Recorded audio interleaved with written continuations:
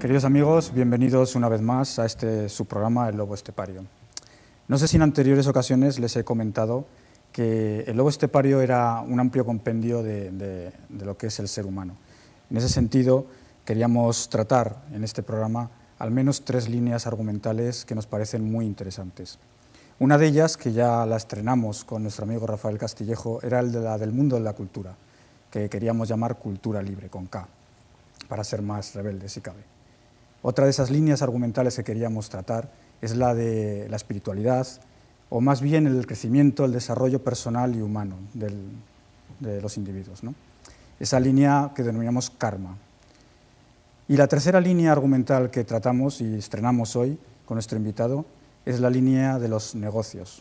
Esos negocios que tienen que ver con el mundo de la empresa, con los emprendedores, con los empresarios, que nos gusta decir a nosotros, los que no tenemos nada que ocultar y nada que tener con el mundo políticamente correcto, ¿no?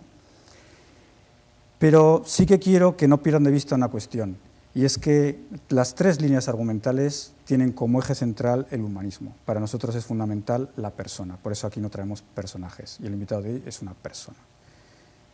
Ese humanismo nos lleva a pensar en el mundo de la empresa como la empresa realmente solidaria, la empresa responsable socialmente, la empresa que sabe que tiene un lugar en la sociedad y que tiene que responder a esa sociedad de la que ha salido. Y es el caso de nuestro invitado de hoy, un invitado socialmente responsable. Óscar Egea, bienvenido para nuestro programa. Hola, buenas tardes y muchas gracias por la oportunidad de estar aquí. Óscar es licenciado en Medicina, se ha formado, ha ampliado sus estudios en Barcelona en el campo de la psiquiatría comunitaria, de la psiquiatría social y también en la dirección de gestión, la gestión hospitalaria. Óscar no es un desconocido para mí, les voy a confesar ese pequeño secreto. Óscar y yo hemos convivido en una parte importante de nuestra vida, en una infancia que en algunas escenas que podrán ver ahora a lo mejor nos recordamos, de quinto de GB, de octavo de GB, que pasarán por ahí, por la pantalla, porque compartimos la etapa escolar en los Escolapios de Cristo Rey, cuando los alrededores de Cristo Rey ni existía, vamos, el acto no existía, pero Parque Goya, vamos, eran cañizares en las acequias, ¿no? Era la granja de nuestros compañeros, sí, sí. La granja de pollos. Correcto. Así que, Óscar, no sé yo si te acuerdas alguna vez de todos nuestros compañeros. ¿Estás trabajando, de hecho, con uno de ellos, con Luis Acacia? Y con varios de ellos. Y con varios. La vida nos ha llevado a juntarnos. Es lo que te iba a decir, porque la vida, al final, no es una casualidad. Yo creo en las sincronicidades y creo que si hoy tú y yo estamos aquí de nuevo, por algo será, ¿no? Yo creo que también, por el recorrido que he llevado estos años, y ahora que hemos retomado en los últimos años contacto con muchísimos compañeros que por edad, por puesto de trabajo, pues están en lugares de responsabilidad, de más o de menos responsabilidad. Y la verdad es que hemos acabado colaborando, ¿no? Que es un poquito lo que yo, a ver si hoy sacamos la conclusión esa de que la colaboración es buena y positiva. Y ahora pues sí, ha cambiado mucho todo el tema de Escolapios, ahora hasta allí hay pistas de pádel y residencia de ancianos que hemos estado. De hecho estamos también intentando colaborar con ellos. Muy bien, yo creo que no hay que perder las raíces y los orígenes nunca, porque siempre están ahí, ¿no? Para estar centrados en nosotros. Bueno, Óscar, estuviste en Barcelona, ¿qué hiciste en Barcelona?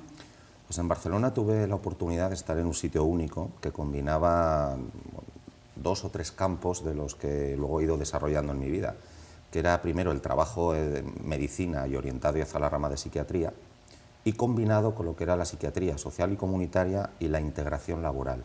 En Barcelona yo pude aprender cómo se puede gestionar ampliamente unos recursos, pero también cómo se puede gestionar a las personas y tratar las enfermedades desde un punto de vista humanista, que es lo que has comentado antes, y desde recogerlos estando en crisis en su casa hasta poder proporcionarles un lugar de ingreso, una rehabilitación, una formación y unos puestos de empleo. Era una asociación, que se llamaba Asociación Arabdis, que disponía de pisos, residencias y 7 centros de empleo que generaban 75 puestos de empleo para discapacidad.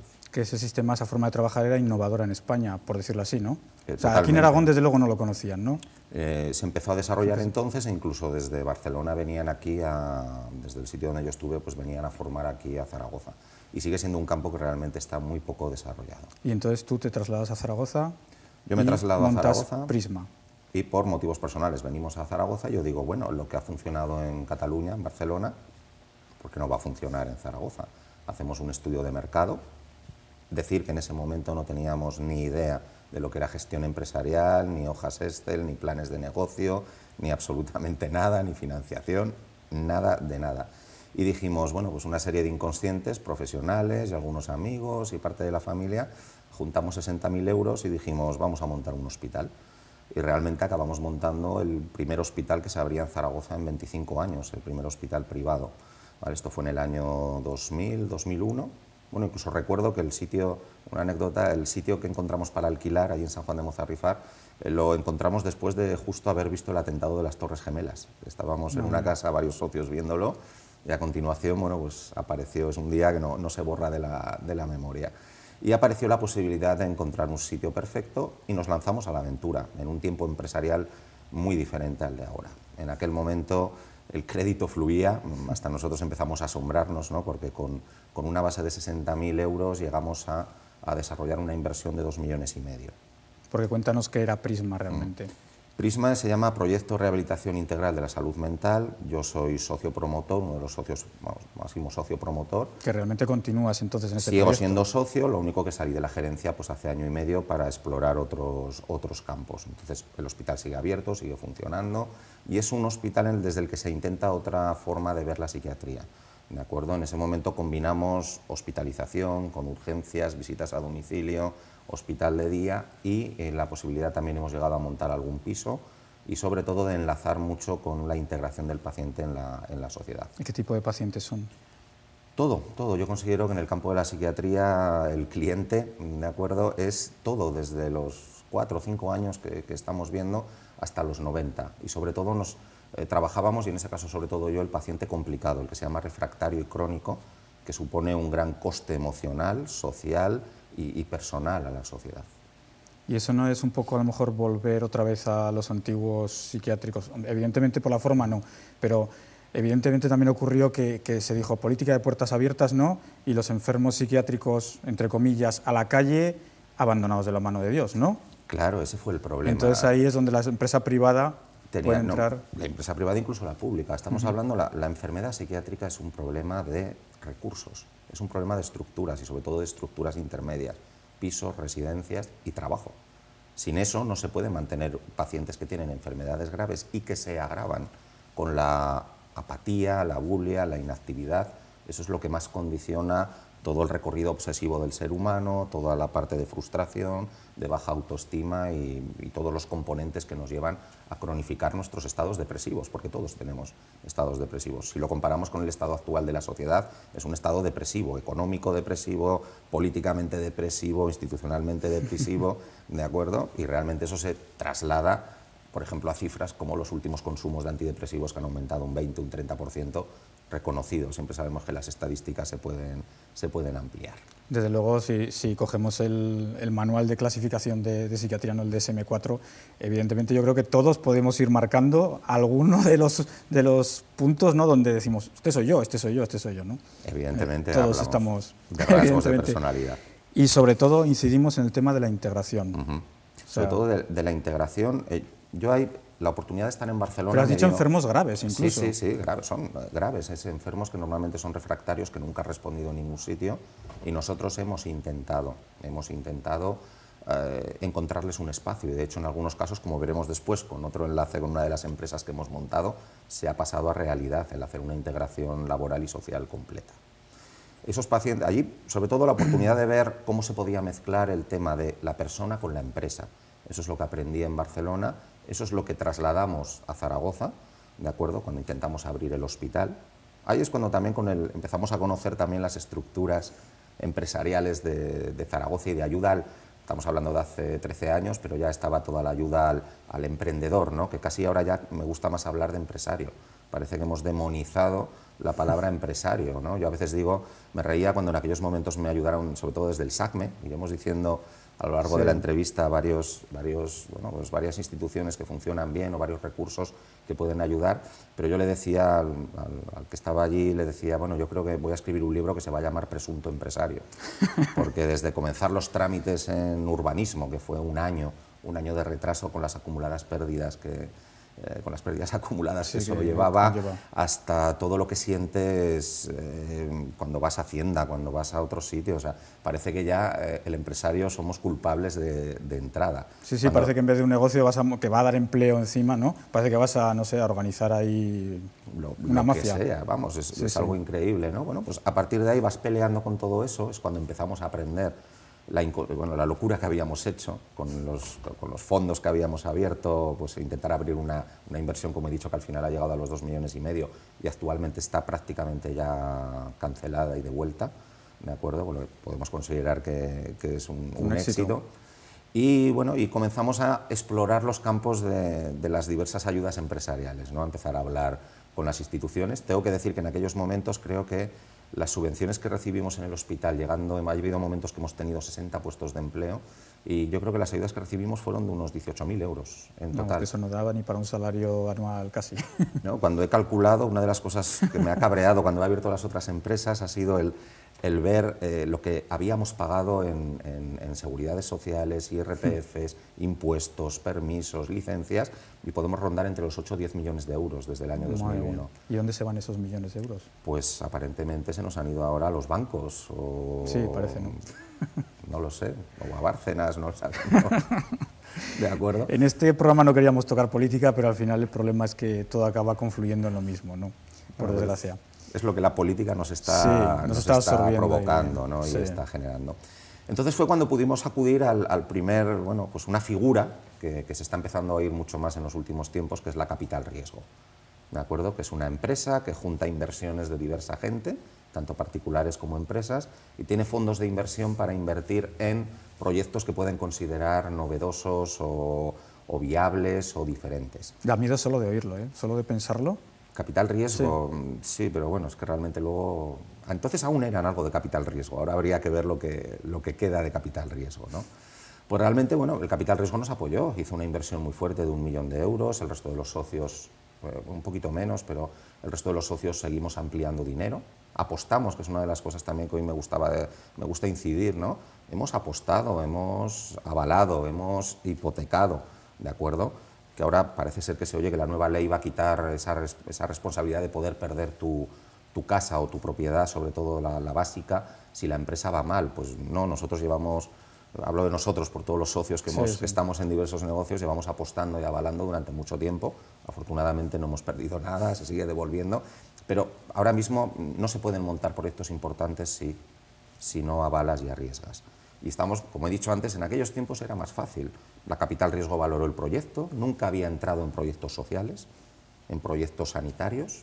En aquel momento yo empecé a ver que se estaba produciendo un cambio, esto fue el año 2004, que ya estamentos que económicamente invertían en tecnología o invertían en empresas más industriales, empezaban a girar y empezaban a interesarse por la parte social y la parte médica. ¿Y tú crees que esa parte ahora todavía sigue teniendo...? Esa parte ahora hay estudios por ahí que nos dicen que el 40% de los nuevos, no, el 40% del volumen de negocio que ahora mismo hay en lo público de rama social y rama sanitaria va a tener que pasar a manos privadas. Y a nivel mundial se habla de que el 60% de nuevos proyectos en la próxima década van a ser sanitarios y sociales. Entonces estamos hablando de uno de los campos, junto con la tecnología. Sí, sí, un nicho totalmente abierto. Está virgen ahora mismo, abierto. Abierto, pero que evidentemente necesita un aporte de financiación inicial.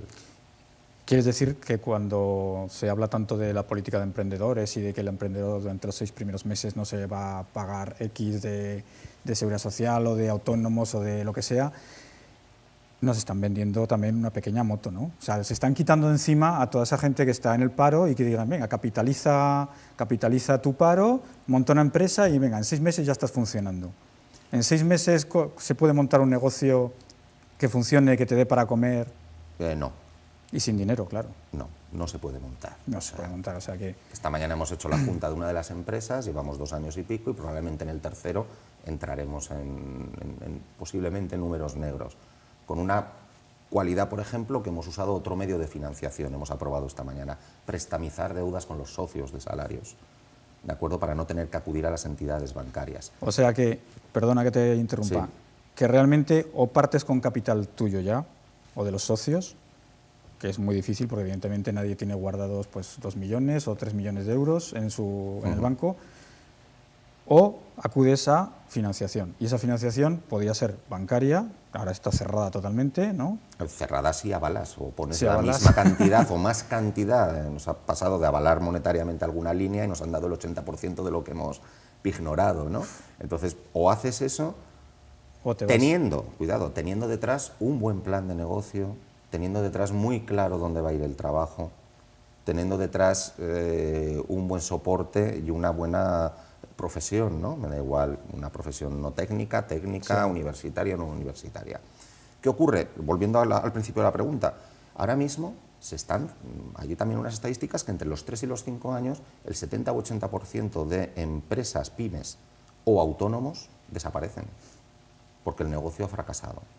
Cuando hablábamos antes de las cuotas de seguridad social, por ejemplo, una buena ayuda del Estado, una buena ayuda de la Administración sería financiar de una manera muy interesante. Cuando abres una empresa con 10, 12, 13 empleados, financianos la seguridad social a largo plazo.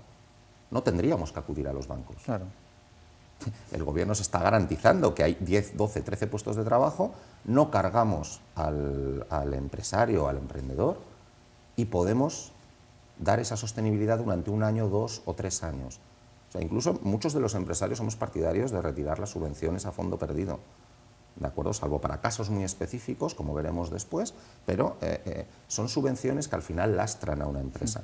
Sin embargo, una ayuda, una prestamización, de lo mismo que hacemos nosotros en nuestra empresa, lo puede hacer el Estado con nosotros. De hecho, lo ha hecho con los bancos, con el dinero de todos nosotros. Sí, sí, sí, pero ya estamos con el poder financiero, ¿no? Entonces, nosotros estamos pidiendo, bueno, podemos retornar todo eso que hemos dicho que hemos pagado, nuestras empresas han pagado al gobierno, puede retornar parte de ello en forma de préstamo, lo que nos permitiría seguir creciendo y seguir generando puestos de empleo. Pero ahí viene la parte que comentábamos antes de que el empresario está mal visto y parece que si estás dándole esa ayuda, ese soporte, que en realidad es una ayuda, un soporte a la sociedad, porque vas a generar esos empleos, ¿no? Parece que estás diciendo, no, es que se va a meter a su bolsillo X, no. No, fíjate, yo ahí con la figura del empresario y relacionando todo con el humanismo y la psiquiatría, ¿no? Yo creo que la gente tiene una confusión. Entonces se nombra empresario y tenemos la imagen del señor de Viajes al Halcón o el otro, o el de más allá, ¿no? Y de los empresarios de empresas grandes. Empresas que ahora mismo están maquillando sus cuentas, despidiendo gente y recibiendo préstamos al 2,5%, cuando el resto los estamos al 8,5% o al 9%. Entonces, esa es una figura del empresario. La otra es la de que es tu jefe y estás cabreado porque te ha despedido o te ha bajado el sueldo. Muy bien, pero hay una tercera que es la de la persona que está con el teléfono 24 horas, que hipoteca a su familia, que trabaja una media de 14 o 15 horas. Yo en el hospital, cuando tenía que enfadarme, entre comillas, con algún empleado y demostrarle que no estaba mal pagado, le sacaba unas cuentas y descubría que mi hora era la más barata. Mi hora como gerente del hospital era la más barata de todos los empleados del hospital, en relación a responsabilidad, riesgos como administradores de la empresa. Acude a nosotros, a la ley puede atacarnos, ¿no? Y a la devolución de los préstamos, todas esas circunstancias que la gente no ve que hay detrás de una empresa para generar puestos de trabajo. En cierto modo es una locura.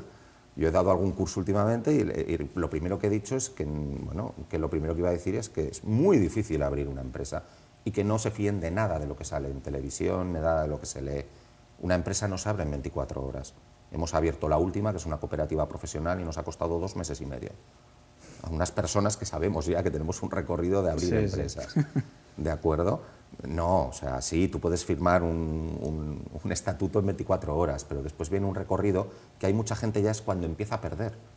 Antes que hablábamos de autónomos y pequeñas empresas, ahí es donde empiezan a perder mucho tiempo. Tiempo que tendrían que dedicar a su negocio, lo pierden en burocracia. Burocracia, llevar papeles, entregar, hacer, deshacer, una desincronización entre todos los estamentos, entre todas las administraciones. Por mucho que quiera haber una ventana única, no hay. Y de hecho se echa atrás a mucha gente. Cuando hablábamos de, bueno, vamos a animar, o sea, por una parte decimos es difícil, pero vamos a animar. Dice, ¿se puede conseguir fondos? Sí, capitalicemos paro. Conocemos a mucha gente, estamos contratando a mucha gente que se ha comido los 2 años de paro, sentados en su casa esperando que venga una oportunidad. Y eso no sucede, no está sucediendo en estos años. Se puede capitalizar paro, pero evidentemente también hay que seguir un asesoramiento. Y un asesoramiento que a veces nos lo dan desde oficinas públicas o semipúblicas, pero también hay que contar con el sector privado, con ese otro tipo de empresario, que era el otro tipo, que no destruimos empleo, que intentamos mantenerlo o generarlo en tiempo de crisis. 3 de las empresas se han abierto en tiempo de crisis, de las que hemos abierto. Cuando la mayoría de la gente lo contamos, nos dice, pero bueno, vosotros no estáis en la onda, ¿no? Vais diferentes. Pues sí, vamos diferentes. ¿Por qué? Porque ahora también es un momento de oportunidades. Porque después de Prisma del hospital, abres Aportia. Sí. Aportia Consulting. Aportia, que es otra pequeña o gran locura. Aportia comienza como un estudio de trabajo que sale de un máster MBA de 2 de los socios que fundamos Aportia, en el que se detecta que empieza a pasar esto. Año 2007, 2008, se empieza a detectar el comienzo de la crisis, aunque mucha gente seguía diciendo que no pasaba nada. La Expo y demás, ¿no? Nosotros lo íbamos detectando, ¿no? La Expo en Aragón nos ha beneficiado en muchas cosas y nos ha perjudicado en ese sentido, en el de retrasar un poquito la onda y el valle y la cresta de la crisis. Y más que retrasarla, también en ser conscientes de ella, creo yo. Sí, porque si la retrasa, pero por lo menos eres consciente, no dices, bueno, que espérate que va a venir, ¿no? Tuvimos una fantasía, ¿no? Sí, una Todos fantasía. los aragoneses, pero bueno, pensábamos que íbamos a quedar libre de la crisis general. Bueno, pues detectan estas dos personas de 2 campos muy diferentes, detectan que hay una carencia. ¿Qué es esta? Se cierran muchas empresas pequeñas y muchos autónomos. Y entonces la idea era aplicar una consultoría. Perdona, que es el tejido empresarial español, además. No, el aragonés, el 90% del aragonés. Claro. El 90%. Sí, exactamente. No estamos diciendo un 10, un 5 o un 20. No, es el 90%. El 90%, y es realmente lo que nos está Son autónomos sosteniendo. Y micropymes. Lo que hablábamos antes, ¿no? Aquí nos distorsiona la realidad, pues las 4 o 5 empresas grandes que hay, que bienvenidas. Ciertamente sostienen luego muchas empresas pequeñas, pero el tejido... Pero son las que deslocalizan, las que hacen ERES, las que realmente van a sacar un beneficio simplemente puro y duro, en general. Eso está clarísimo, esa es la parte del empresario ese que hemos colocado en un lado, ¿no? Y que, cuidado, practican también su responsabilidad social empresarial, que muchas veces es para verla y leerla, ¿no? Sí. Es muy curioso eso, pero bueno, eso da casi para otro programa, ¿de acuerdo? Bueno, entonces, en Aragón no, son el 90% es pyme, se está destruyendo, empresa familiar, empresa tradicional, con muy buen producto, con muy buen servicio, con muy buena atención, valorada en toda España. Y eso se está perdiendo, y eso es lo que hay que volver a recuperar. Y por desgracia... mira, continuamos hablando de Aportia y lo enlazamos con algo que podía haber salvado yo con mi criterio y en foros, porque cuando hablamos ahí en foros en la calle, tanto con personas del sector político como financiero, al final todo el mundo reconoce ciertas cosas, ¿no? Que luego no se pueden reconocer en público, pero reconocen que hay fórmulas que podían estar salvando muchas empresas, como es lo que hicimos con Aportia. Aportia comenzó de esta manera, fracasó en su primer intento, porque, bueno, por diversas causas. Las empresas, uno de los cursos que siempre doy también es la gestión del éxito y del fracaso. Te iba a comentar que también teníamos que hablar eso, de la gestión del fracaso. Vale, y de decir que en una empresa te tienes que equivocar muchas veces para hacer que esa empresa se sostenga y luego se estabilice, como por ejemplo pasa con el hospital, con Prisma. Entonces, ahora mismo, Aportia empezó de una manera en el año 2009-2010, y no funcionó, y un socio y yo que nos quedamos dijimos, bueno, ¿qué hacemos? Y pusimos en marcha un sueño que yo tenía desde hace 10 años, cuando vine de Barcelona, que era programar la apertura de un centro especial de empleo, ¿vale? Para ello, transformamos la sociedad Aportia en una sociedad laboral, en la que integramos nuevos socios, y ya introducimos una nueva figura, la empresa social, que son las sociedades laborales y cooperativas, que ahora iremos a ellas, y que son, yo creo, la fórmula que podrían generar muchísimos puestos de trabajo hoy en día. Transformamos Aportia en una sociedad laboral y decidimos añadir la calificación de centro especial de empleo, con una distinción prácticamente única en toda España. No participa ninguna fundación ni asociación. La ley nacional marca que una empresa, un centro especial de empleo, tiene que ser primero una empresa con cualquier forma societaria. Y no es obligatorio que participe ninguna asociación o fundación. Aquí en Aragón, durante hace 10 años, este proyecto me lo echaron atrás y, bueno, pues ahora, hace 2 años, lo pudimos sacar adelante, con las mismas personas que estaban allí, ¿vale? Yo por lo menos ahí me dio el gustazo de poder decir, la ley nacional decía esto. Tenía razón. ¿De acuerdo? Entonces, a partir de ahí, generamos un centro especial de empleo con unas características especiales. No dependemos de las subvenciones. porque no optamos a muchas de las subvenciones que tienen los centros especiales de empleo de fundaciones y asociaciones, que han estado haciendo una muy buena labor, pero ahora muchos de ellos están en un problema muy acuciante porque han bajado un 30, un 40, un 50, un 60%. Aragón en esto va más o menos bien, hay comunidades en las que llevan 3 años de retraso en los pagos de esas ayudas, por lo tanto son empresas que no tienen no tienen una buena viabilidad ahora. Nuestra decisión era arriesgar y decir, bueno, si podemos sostener 2 años esta empresa, podemos hacer que sea una empresa independiente de las subvenciones al tercer año. Llevamos 2 años, vamos a comenzar el tercer año y ahora mismo crecemos de 9 empleados a 16 en este mes. En plena crisis. En plena crisis, con el objetivo de llegar a 20 empleados en diciembre. ¿Y empleados además? El 80% de ellos trabajadores con minusvalía. Exactamente. Y con una característica añadida, son socios de la sociedad laboral. Se van haciendo progresivamente socios de la sociedad laboral, que también hay que decirlo, sí que es sociedades laborales y cooperativas permiten un arranque. Son sociedades que están subvencionadas para el primer arranque, con unas subvenciones muy coherentes, por creación de empleo y mantenimiento de empleo, por lo menos 2 o 3 años, por lo tanto el retorno, realmente es casi un préstamo esa subvención, ¿de acuerdo? Porque ya retornas con la seguridad social y con todo el IRPF y toda la situación, y con la posibilidad de financiar en parte los activos de la empresa, las inversiones. Por lo tanto, es una figura que además promociona el colaboracionismo. Antes he hablado de que la última que hemos abierto es una cooperativa, nos faltaba, ¿no? Era Prisma una sociedad anónima, después una sociedad limitada laboral y centro de empleo, el otro negocio que luego hablaremos, una sociedad anónima y posteriormente una cooperativa. Porque permite asociarse varias personas que no tenían trabajo. El 90% de las personas que se han integrado en Aportia, aparte de la minusvalía, estaban también en colectivos de riesgo de exclusión, mayores de 55 años, parados de más de 2 años. Por lo tanto, la rama social, ya simplemente la responsabilidad social ahora mismo, y lo he hablado también en algunas charlas, es generar empleo. No tenemos que ir más allá. Si generamos empleo, se cobran más impuestos, la administración puede ir renovando las ayudas y las líneas a emprendedores. Ya digo, creo que tendrían que reinventarse y movemos el consumo. Vivimos en una sociedad de consumo. Si no hay consumo... En eso tenemos que ser realistas, evidentemente. No podemos obviarlo. Muy bien. Tras Aportia, un paso más.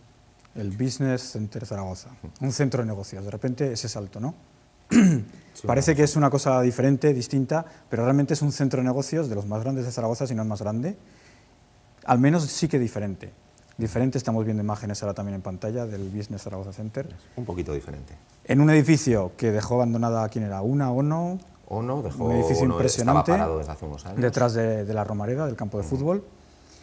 Y llegáis vosotros y decidís que queréis hacer un centro de negocios, pero en el que la colaboración, el coworking, el que los habitantes de esa gran casa estén unidos unos con otros, generen sinergias, ¿no?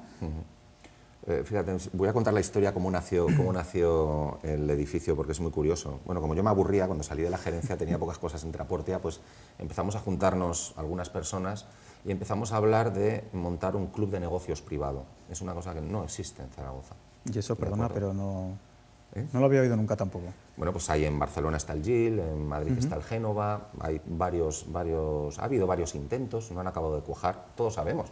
Yo soy aragonés, soy de Zaragoza. Y Zaragoza es complicadísimo.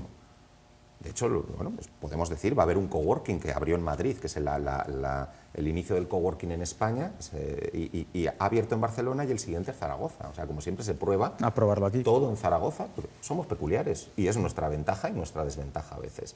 Bueno, entonces empezamos a plantear eso, un club privado de empresarios, un foro, volver a las tertulias de principios de siglo, a un motor cultural, político, económico, pero de calle, de donde surgieron muchas ideas y surgieron grandes pensadores, surgieron grandes empresarios, porque hay un inciso, olvidémonos, ahora mismo con el panorama la gente que tiene dinero lo está guardando, no quiere arriesgar, no vamos a tener a papá empresario con 3 millones de euros que va a venir y va a montar trabajo para 100 personas.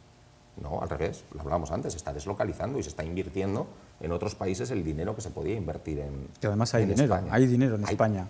Me comentaba el otro día también alguien que se dedicaba al capital riesgo, un francés, que ha venido a España porque hay mucho más dinero que en Francia. Lo que pasa es que todo el mundo está sin invertirlo, pero por un dato importante que decías tú antes también, porque ven, lo tienen guardado porque ven que realmente tampoco hay nadie que esté dispuesto a apostar por sí mismo. Entonces, si tú no estás dispuesto a apostar por ti mismo, tampoco voy a apostar yo con mi dinero porque tú levantes. ¿Sabes lo que pasa también? Que después, cuando apuestas por ti mismo y las empresas se van sosteniendo, prefieres arriesgar a dar entrada a otros. Porque ahora, por ejemplo, pues no hemos hablado antes, pero la capital riesgo en Prisma ahora tenemos que intentar desinvertir y recuperar. Sí, porque al fin y al cabo no hay que engañarse. El capital riesgo lo que quiere es en 2 o 3 años un retorno de la inversión. Eso está claro. Se ha modificado también porque, claro, han variado todas las situaciones, todo el mundo se está reinventando. Por ejemplo, el tema de los bancos se están convirtiendo en vendedores de seguros y de pisos, ¿no? Entonces dices, bueno, pues la capital riesgo y los inversores también se están reinventando. Bueno, pues entonces la idea era generar un foro de ese tipo. Un foro con formación, con la posibilidad luego de ir creciendo e ir añadiendo pues un poquito lo que al final se hizo. Encontramos el edificio y dijimos, pues bueno, venga, con un gran apoyo de la propiedad del edificio, hay que decirlo en ese caso, y dijimos, bueno, pues venga, otra locura. Y en pleno abril, el año pasado en abril, inauguramos, operativamente prácticamente fue baldío hasta septiembre de este año, por lo tanto yo diría que llevamos 9 meses funcionando y estamos al 75-80% de capacidad, con 20 y tantas empresas y autónomos instalados y algunas de ellas, varias de ellas, que es lo que más nos está alegrando, en crecimiento. En un año han crecido, una de ellas en 12, 15 empleados, otra pasa de 14 metros a 50 ahora. Entonces, bueno, estamos viviendo otra realidad, ¿estos son realidades paralelas? Sí, el otro día cuando estuve visitándolo, evidentemente yo me quedé sorprendido porque lo había visitado en la inauguración y viendo además cómo está el panorama, estamos viendo ahora salas del business, cómo está la situación por otros sitios, yo estaba alucinando en ese sentido, de que decías, bueno, pues es que este señor que tenía antes un despacho de 8 o 10 metros cuadrados, es que ahora no, ahora te quiere coger uno de 30, porque tiene que contratar más gente, Entonces es impresionante, o sea, existe negocio, existe dinero y existen posibilidades para el que arriesga y para el que, pues bueno, tiene una visión, ¿no? Y existen ideas, estamos viendo además, nuestra idea cuando abrimos, cuando transformamos el tema del club y ya dijimos, bueno, ¿qué podemos hacer aquí? Bueno, pues una novedad, vamos a hacer algo, porque exploramos, yo investigué todos los centros de negocios y de coworking que había en España y eran pues muy segmentarios, unos eran de diseño y innovación, otros eran de tecnología, otros eran, como hay algunos, de función pública o semipública, ¿de acuerdo? Que mucha gente le echa para atrás eso, hay mucha gente que no quiere saber hablar de función pública, otros sí, hay cada uno ya verá, pero realmente como centros de negocios vimos y no había ninguno que pudiese reunir eclécticamente desde abogados, fotógrafos, una constructora, una empresa de tecnología de la red, una empresa de informática con unos software avanzados y pioneros, una consulta de psicología, ¿de acuerdo? Y luego combinarlo allí dentro con oportunidades de negocio. En el mismo sitio están las aulas, con lo que se puede hacer formación allí mismo, y combinarlo con espacios comunes. Y espacios comunes que a la vez sirven para hacer reuniones o para comer o para encontrar una diversión. Las partidas de futbolín, las partidas a la Wii. Hemos visto hasta un concierto. Se han hecho bastantes cosas. Ha sido cuando, claro, nosotros vamos, ¿qué ocurre? Este primer año vas con el agua al cuello y no te da tiempo de disfrutar de lo que realmente estás consiguiendo.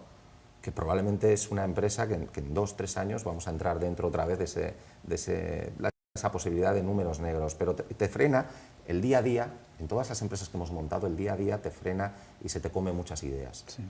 Que para ello, hemos hablado mucho de colaboracionismo, tenemos que apoyarnos, tanto en gente, en incluir en esas sociedades laborales o cooperativas en gente que nos complemente, puede salir bien o mal, es otra ayuda para el emprendedor o el que esté mirando, el emprendedor es riesgo, ¿no? Esté viendo no si quiera montar, ¿no? Pues bueno, sí, hay que asociarse y bueno, y si no sale, nosotros en el camino hemos dejado a socios.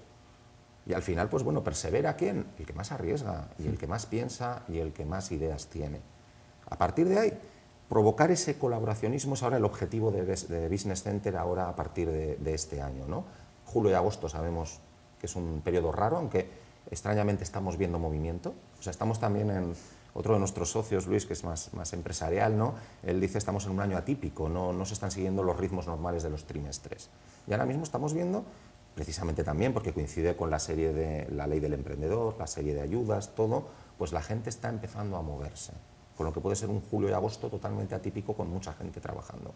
Yo tengo que decir que desde que abrí el hospital, prácticamente todos los veranos me quedo a trabajar, porque agosto es uno de los meses más productivos. De hecho, Business Center nos quedamos en agosto pasado trabajando y fue lo que nos permitió lanzar en septiembre y octubre. Pues parece que estás rompiendo el estereotipo, ¿no?, del español, ¿no? Habrá que decírselo a los alemanes. Los españoles también trabajamos en agosto. Es que, a ver, es que además es que es absurdo la mentalidad. Realmente también vamos a ser críticos con nosotros mismos. Sí. Tenemos lo que nos merecemos, a todos los niveles. Tenemos lo que nos merecemos. Somos una sociedad pasiva, somos una sociedad abúlica, somos una sociedad agradecida, ¿no? Agradecida no sé de qué, porque realmente ahora mismo no tendríamos nada que agradecer.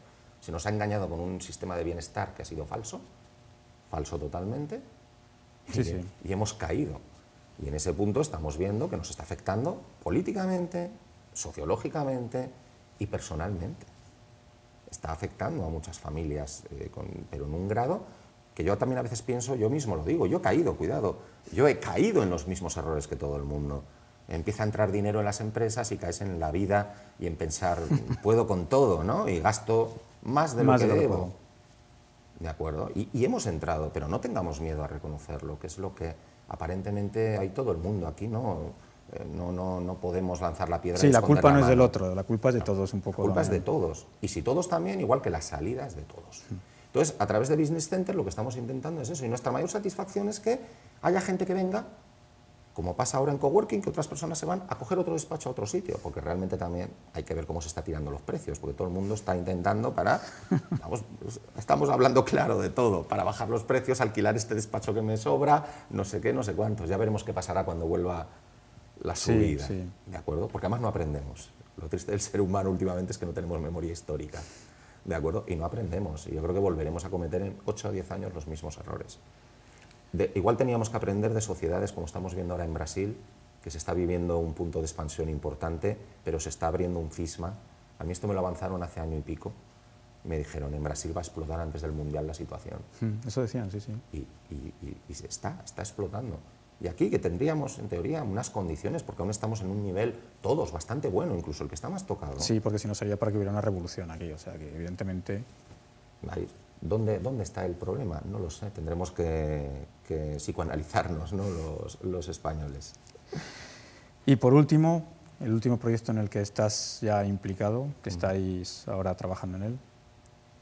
Pues es una cooperativa profesional de servicios psiquiátricos y psicológicos. Fíjense que hemos hablado de un montón de figuras ya, pues eso, mercantiles, de sociedades mercantiles.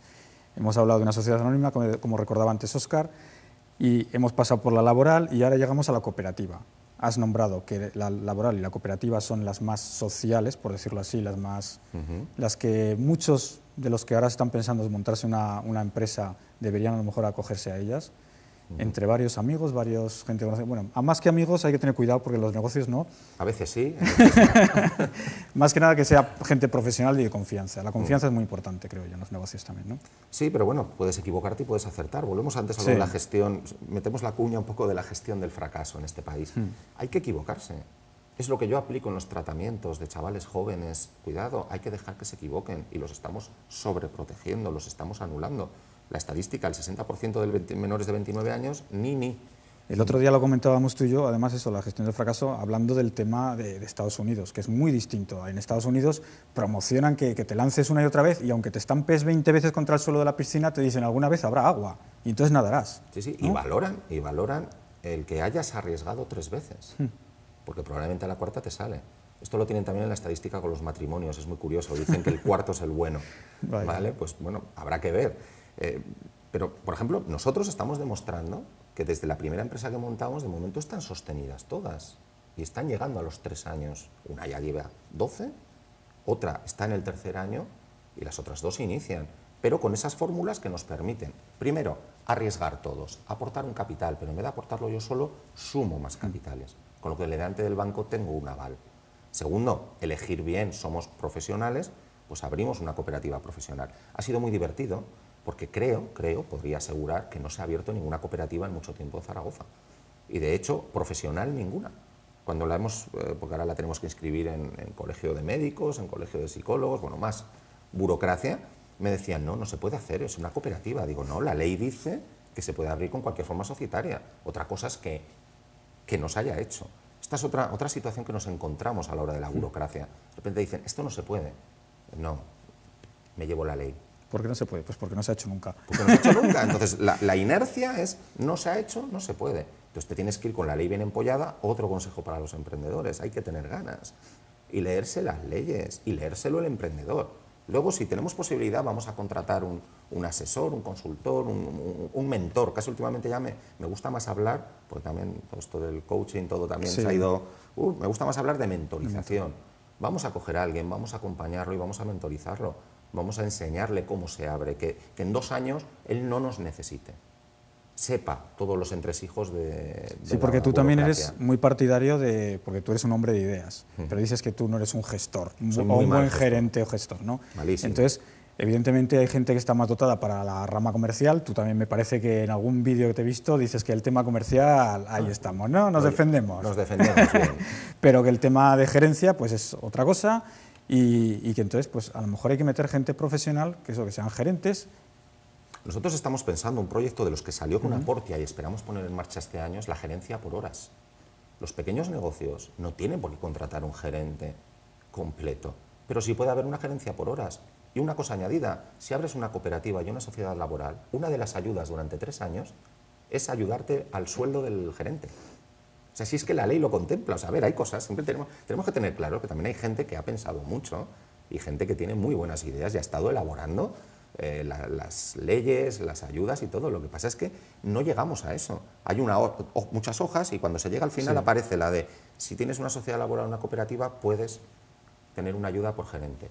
Si eres autónomo puedes tener una ayuda para hacer un curso de gerencia. Nadie la está usando. Pero es que a lo mejor cuando acudimos a centros de estos donde se supone que nos tienen que asesorar, porque yo me acuerdo que también fui al SACME, también me dijeron que iba a montar la empresa por internet de 24 horas, año 2008, junio, para ser más exactos. Todo ese verano se pegó el sistema no sé qué de Hacienda del Gobierno de Aragón paralizado y no pude montar la empresa hasta octubre y al final en papel. En papel. Y de milagro, porque claro, como ya se había iniciado vía telemática, pues había ahí unos problemas que no te quiero ni contar, ¿no? Entonces, muchas veces te encuentras que en esos sitios donde se supone que tienen que asesorar a emprendedores, a empresarios, a futuros empresarios, no saben realmente de lo que tienen que asesorar. Por 2 motivos, ¿de acuerdo? Uno, muchos de los casos, en algunos, son funcionarios. Claro. En otros son semifuncionarios. Que aunque fueran, bueno, si fueran funcionarios o semifuncionarios, si se preocuparan de su trabajo, no habría problema. Podría ir ahí, pero no tienen experiencia en montar empresas. Claro.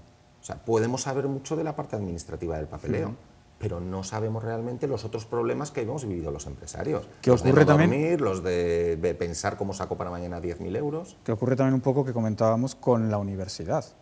Ahora también en la universidad se dan muchas cátedras de emprendedores y historias de estas, ¿no? Y se anima también al emprendimiento, pero realmente, ¿cuántos profesores universitarios han sido antes gerentes de una empresa o han sido ellos promotores? Promotores, pues creo que muy pocos. De hecho, cuando di el curso en Universa a 16 universitarios parados, ¿de acuerdo?, de distintas carreras, los conocimientos de empresa, de economía, de figuras básicas, eran nulos.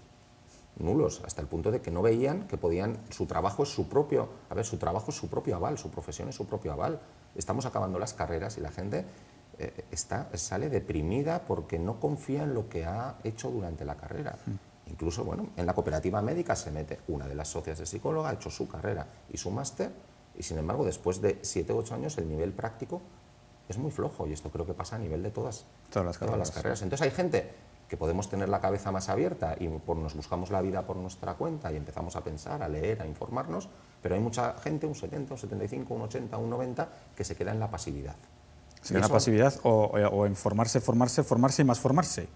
Que también ha habido... ¿Para qué? Si lo que yo necesito es práctica. O sea, si yo luego estamos cogiendo gente con cara que luego tenemos que volver a formarla. Para formarla en la experiencia real. En la experiencia real y en ciertas líneas de trabajo. Entonces, a partir de ahí, volviendo al tema de animar a la gente, las cooperativas y sociedades laborales dan muchas ventajas.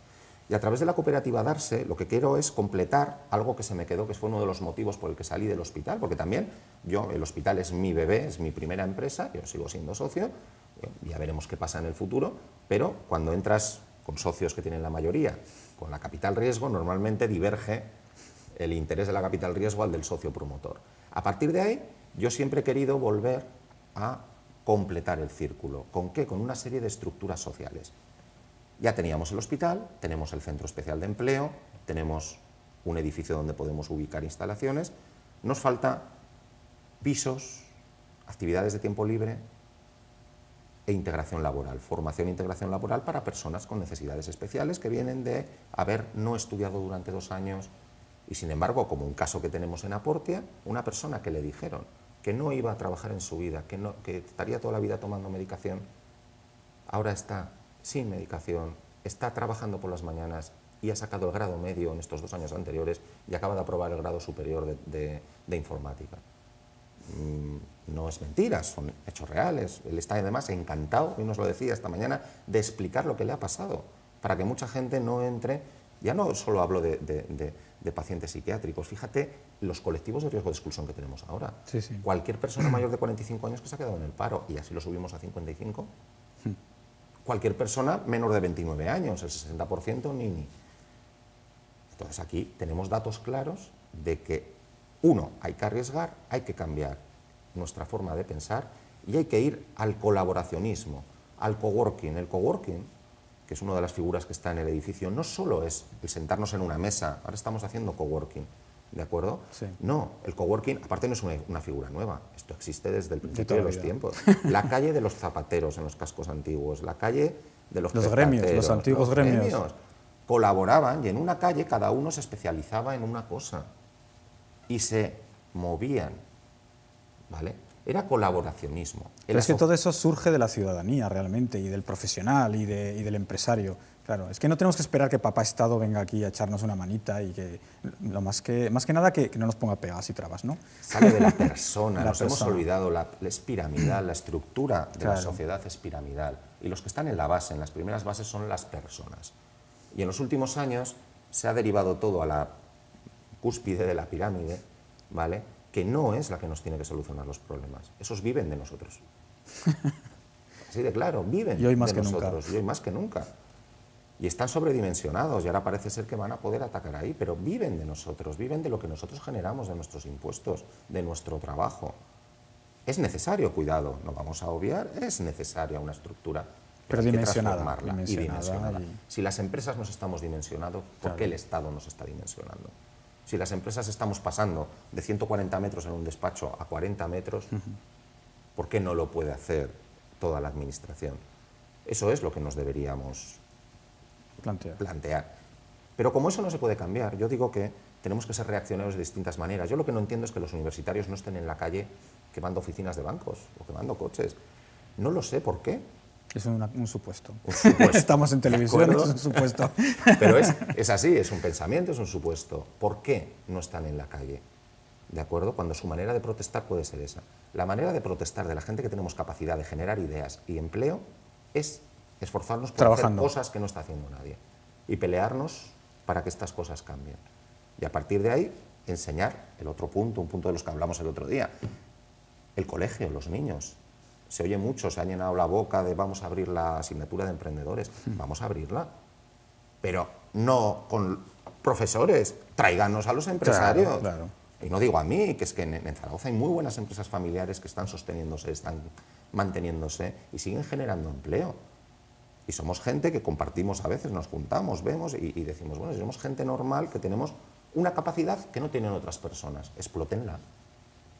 ¿Pero qué capacidad es? La de resiliencia también, resiliencia, como se suele decir ahora, o la capacidad de aguante o la capacidad de arriesgarte y decir, aquí hundo los cuernos hasta que saque esto adelante. Y la empatía y muchas más que se pueden desarrollar y que se han perdido. O sea, vuelvo al ejemplo de la pirámide. Si queremos volver a ser humanistas, la base de la estructura humana es en la persona. Y la persona se ha anulado. El sistema de bienestar, los beneficios, el creer que teníamos derecho a todo y muy pocas obligaciones. sin embargo, sin darnos cuenta, nos están controlando cada vez más, estamos cada vez más vigilados en la calle, nuestros datos están en todos sitios, somos borreguitos que acabamos de metiendo, yo también, todos los datos en Facebook, en tal, y ahora el otro día salió, ya no existe, o sea, lo que queda allí, un tribunal ha dicho que hay que... No se borra, porque no, lo de Google. Es impresionante cómo sin darnos cuenta estamos mal empleando unas herramientas tremendas, y más ahora, por ejemplo, en el campo que me gusta a mí, que es el infanto-juvenil, lo que está pasando con las nuevas tecnologías, las tecnoadicciones, el cibersexo, muchos casos que se están multiplicando. En los últimos días están saliendo en los periódicos en cascada de un uso malo de la información. Hay una palabra que se llama infoxicación. Sí, sí. ¿De acuerdo? Y que Albert es real. Cornellá, ¿no? Es Alfonso real. Cornellá. Es real. La gente, estamos infoxicados, toda la información, tenemos más información que nunca y es cuando peor la estamos gestionando. Pero ya no solo los niños o adolescentes. Toda la sociedad, sí. Yo suelo hacer curas de radio, de televisión, etcétera. Este programa no lo pueden apagar, ¿eh? Pero sí que suelo hacerlo y de hecho igual llevo 2 semanas que no escucho la radio por las mañanas porque si no es un bombardeo continuo de negatividad, de tal, y un montón de noticias que no necesitamos. Es un exceso de información que además no te aporta muchas ocasiones nada. ¿Algún consejo para terminar para los emprendedores? Óscar, resumiendo. Sí, primero... Vamos a llamarlos primero empresarios o futuros empresarios. Futuros empresarios. Futuros empresarios. ¿De acuerdo? Futuros empresarios. Ya está bien de emprendedores. Futuros empresarios. Uno, que es muy claro, buscar de inicio mentores. Siempre todos conocemos gente que ha empezado alguna actividad, ¿vale? Y le podemos pedir consejo para ver si nuestra idea es buena. En la Cámara existe un servicio que es SECOT, que son seniors de cooperación para estos temas empresariales. Por ejemplo. Que es una forma también. Exacto. Es gente que ha salido de gerencias de empresas, de directivos de empresas importantes y que pues ahora, sin cobrar nada, evidentemente, prestan su mentoring. Algunas veces tienen el mismo problema, que no han montado ninguna empresa. También. O sea, hay que mezclar esa mentorización. Vamos a la mentorización de los expertos en gestión. Como he dicho yo, no soy un buen experto en gestión y me toca apoyar en un socio que sí lo es. Yo tengo que decir que acudí a ellos con mi empresa también, de comunicación, y lo abandoné. Lo siento mucho, pero es cierto, abandoné el tema de SECOT porque bueno, me planteaban unas cosas, me decían que tenía que invertir en marketing no sé cuántos miles y miles y miles de euros, tenía que invertir, y dije, bueno, pues entonces para esto ya no vengo ya aquí, ¿no? Para eso ya me hago el plan de negocio fuera y evidentemente... Plantearlo así, pero bueno, volvemos a lo mismo, hay que montar empresas para saber lo que se puede gastar en marketing. Claro. Hemos gastado muy poquito en las que hemos abierto y están ahí, pero bueno, hay productos que sí que necesitan un gran marketing, pero otros, nuestras empresas también, si te das cuenta, son empresas con un gran gasto en personal. Sí, la estructura. De acuerdo, y en estructural y en personal. Entonces ahí nos limita luego las otras inversiones. Volviendo a los consejos, el buscar ese mentor, plantear la idea. Todas ideas son buenas, todas hay que hacerlas, pero hay que desarrollarlas, hay que informarse, hay que estar todas las noches con internet, con esa información que tenemos viendo lo que se hace en España, en otros sitios, y a partir de ahí elaborar un plan. Y si no sabemos elaborar el plan, acudir a quien te lo pueda elaborar. Y posteriormente, si conseguimos abrir la empresa, buscar un apoyo para los 2 o 3 primeros años. Un par de horas de esa gerencia externa, de alguien que es una inversión buena, que va a venir desde fuera y te va a dar unas ideas que tú no tienes porque estás dentro de tu negocio y estás agobiado porque no llegas a pagar al proveedor, porque te han devuelto este recibo, porque el préstamo no lo puedes devolver. Y eso te quita potencial de analizar todas las vías que pueden tener tu negocio. Y luego, mentalizarse de que hay que trabajar de lunes a domingo. Y que las buenas oportunidades ahora, muchas, en el campo social, por ejemplo, están los viernes, los sábados y los domingos. En el campo sanitario están los viernes, sábados y domingos. Es simplemente cambiar el chip, o sea que realmente también tienes el resto de la semana. Exacto, y que no piensen que van a trabajar 8 horas diarias. Pero sí que si la cosa va bien, da mucha libertad, porque dices, este lunes lo puedo aprovechar. Y ahora también la tecnología nos permite trabajar a distancia, que es otra de las cosas que yo creo que en España nos está acabando de emplear bien. No, el teletrabajo la verdad es que está costando implantarlo. Hay una desconfianza hacia el trabajador en ese sentido. Exacto, ahí también, fíjate, eso es un buen, ya que hemos dicho antes, vamos a defender a los empresarios también, hay que defender a los trabajadores y hay que decir que también muchas veces demonizamos al trabajador, ¿vale? Y es que hay que reinventar tantas cosas, vas ahí y dices, sindicatos, tendría que cambiar el planteamiento. Sí, porque realmente yo que trabajo siempre con muchas personas, para mí lo más importante siempre en una empresa, en un negocio, son las personas, la gestión de equipos, la gestión de personas, eso es fundamental. Y pues eso, tratarlos como lo que son, como gente válida, implicada, que hay muy poquitos casos que haya un garbanzo negro que, bueno, eso... Bueno, y tienen que existir. Y tienen que existir, pero existir realmente la gente en los trabajos se implica y da de sí. Y como último consejo, sobre todo, hay que estar y hay que formarse en gestión de crisis. Las empresas se salvan gestionando las crisis. Cuando funcionan bien, todo el mundo es buen gestor. Exactamente. Nos ha pasado con socios o con gente que hemos cogido. Si todo va bien, es muy fácil. Pero lo difícil, que antes me decías, yo soy mal gestor, pero soy muy buen gestor de situaciones de crisis. De plantear ideas, de ver salidas, de tener opciones B, C, D y E. Y también no hacerle caso a mucha gente que te va a decir, estás loco, no arriesgues en estos momentos. No. Y esto tengo que decir que está cambiando. Ya mucha gente, hay gente que ha montado empresas que nos ha dicho, no, ahora ya me anima, mi familia me anima. De hecho, están aprovechando la publicidad muchas entidades bancarias, introduciendo a los padres la publicidad que hacen para que avalen a los hijos. Pues sacan todo su provecho. Pero sí que es cierto que hay que volver a animar, y sobre todo padres que pueden tener la posibilidad de apoyar a sus hijos, que los tienen con 27, 28, 29 años, que es que se está perdiendo. Sentados ahí en el sofá, sí. Se está perdiendo, apóyalos, arriesga un poco. Que es que al final los bienes, de verdad, a lo mejor ahí soy un poco raro, pero que es que nos morimos igual. Sí, y no te llevas nada al otro lado. ¿eh? Nada. Material, nada. Al menos material. En un pueblo de Teruel me dijeron, cuando empecé a hacer la medicina, me dijeron 3 cosas muy aplicables, ¿no?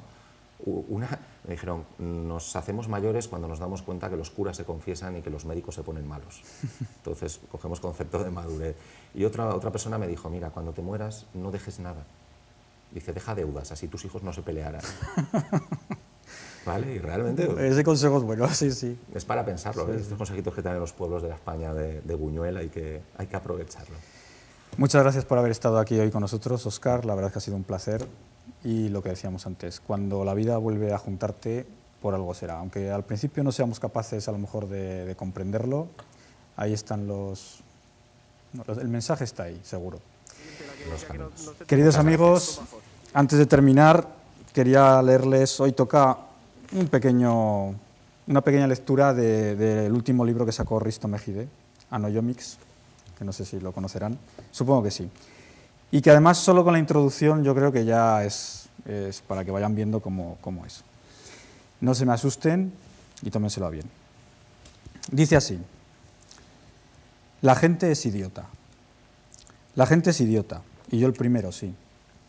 Pero ni soy el único ni soy el más idiota de todos. Lamentablemente, porque siempre hay alguien más idiota que tú. Siempre. Es una ley universal. Cuando creías que ya habías conocido al más idiota de los idiotas, siempre llega alguien dispuesto a batir todos tus récords y dejarte con cara de eso. Si juntas a muchos idiotas, tendrás una masa de gente idiota. Si les preguntas sobre cualquier tema, el resultado es lo que llamamos encuesta. Sondeo u opinión pública. Si no se lo preguntas, pero ellos te lo cuentan igualmente, estarás haciendo un programa de televisión. Así que ya lo saben. Y si utilizas muchas urnas para preguntárselo, obtendrás una democracia. Tiene guasa el tema, ¿eh? La gestión de la masa idiota es lo que nos hace diferentes al resto de los seres vivos. En el reino animal, a los idiotas se los comen, los matan o los ignoran hasta que se extinguen sin más. Nosotros, como especie presuntamente civilizada, aprendemos desde pequeñitos a tratar y a cuidar a los idiotas con el respeto que merecen. Les damos las mismas oportunidades que al resto y, sobre todo, los mismos derechos y responsabilidades para que se desarrollen en toda su idiotez y hasta sus últimas consecuencias. Ser idiota en sí no es peligroso. El peligro viene con la adjudicación de cualquier tipo de poder al idiota. En España hemos disfrutado de varios ejemplos en el terreno de la política. Y hasta ahí puedo leer, como decían en el 1, 2, 3. Muchas gracias, queridos amigos, y hasta el próximo programa, si algún idiota no lo impide.